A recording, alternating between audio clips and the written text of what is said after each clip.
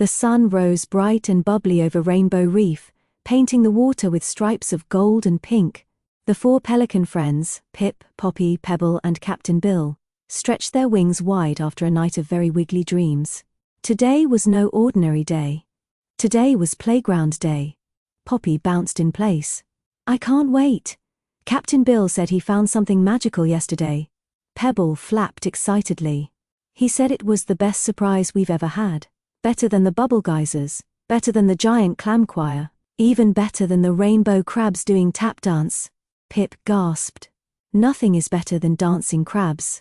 This must be serious."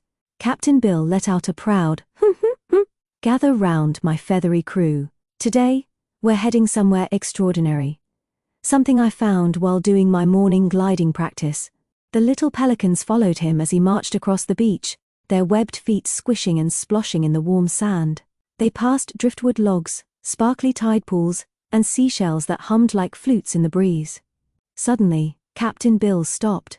Behold, the great pelican playground. All 3 youngsters froze. Then they squealed. Then they squealed even louder. Right in front of them stood the craziest, twistiest, splashiest playground ever built by nature itself. There was a giant coral swirl slide, leading straight into a puddle of glittery water. A seashell trampoline bed that bounced like a jellyfish. A windy whoosh tunnel shaped by sea caves. Palm tree swings that swung in slow, breezy circles. And a trail of floating kelp rings perfect for flying practice. "This is amazing!" Poppy shrieked, racing to the coral slide. Pebble hopped onto the seashell trampoline and bounced so high he nearly squeaked. "I feel like a moon pelican."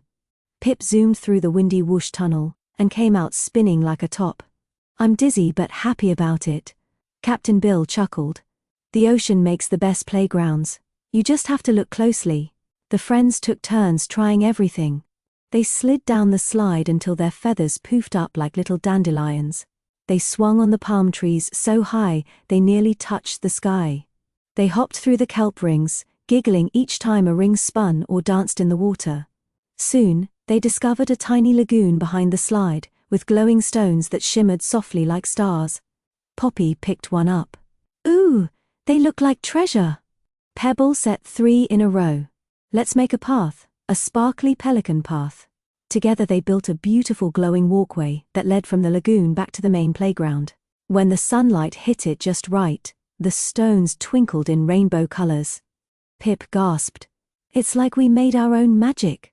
The 4 pelicans stood proudly, admiring their creation. But then, rumble, grumble, groo. Pebble's tummy made a noise louder than a whale's hiccup. Everyone burst into laughter.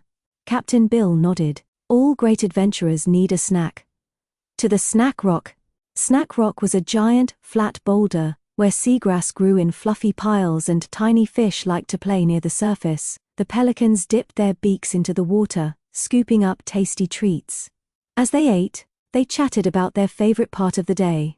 The trampoline, the swings, the sparkly stones, the whoosh tunnel. The sun began to set, fiery orange melting into warm purple, casting a magical glow across the entire playground. Poppy sighed dreamily. "Do you think tomorrow will be just as fun?" Captain Bill winked. "With friends like you, every day has its own magic."